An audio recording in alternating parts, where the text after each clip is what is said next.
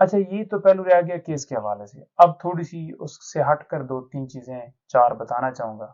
وہ یہ پہلی بات، اس کیس کے اندر جج ہمایوں دلاور صاحب کے پاس ہم نے درخواست دی کہ آپ اس کیس کی سماعت نہ کریں، کیونکہ آپ نے جو دو درخواستیں اس سے پہلے تھیں ان پہ جو فیصلہ دیا ہے اس سے خان صاحب کو جو ہے آپ پہ ٹرسٹ نہیں ہے، تو وہ آپ سے اس کیس کو سنوانا نہیں چاہتے.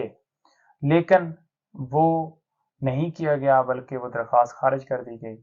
ساتھ ہی ایک درخواست جو ہے ہائی کورٹ کے اندر بھی پینڈنگ ہے، ٹرانسفر اپلیکیشن، کہ جج ہمایوں دلاور صاحب سے یہ کیس جو ہے وہ ٹرانسفر کیا جائے. لیکن وہاں پہ نوٹس ہونے کے باوجود نیچے والے جج جو ہیں چلائی جا رہے ہیں.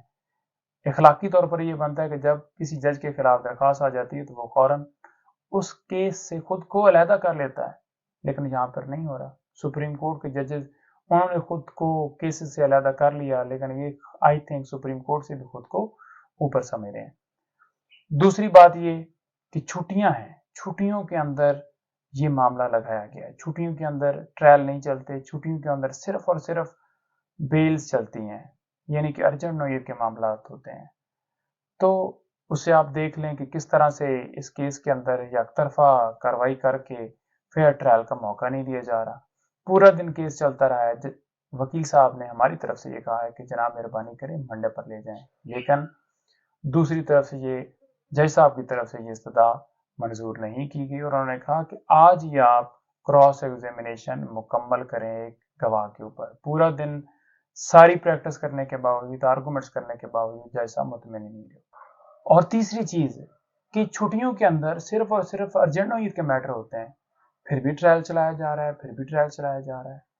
اور پانچویں چیز کہ جج صاحب کو جو فیس بک ہے اس کی آئی ڈی کے حوالے سے بتایا گیا، اور وہ مان لیتے ہیں کہ آئی ڈی میری ہے، کہ 2014 میں انہوں نے عمران خان صاحب کے خلاف پوسٹیں لگائیں، لیکن اس کے باوجود وہ بازد ہیں، وہ چلائی جا رہے ہیں.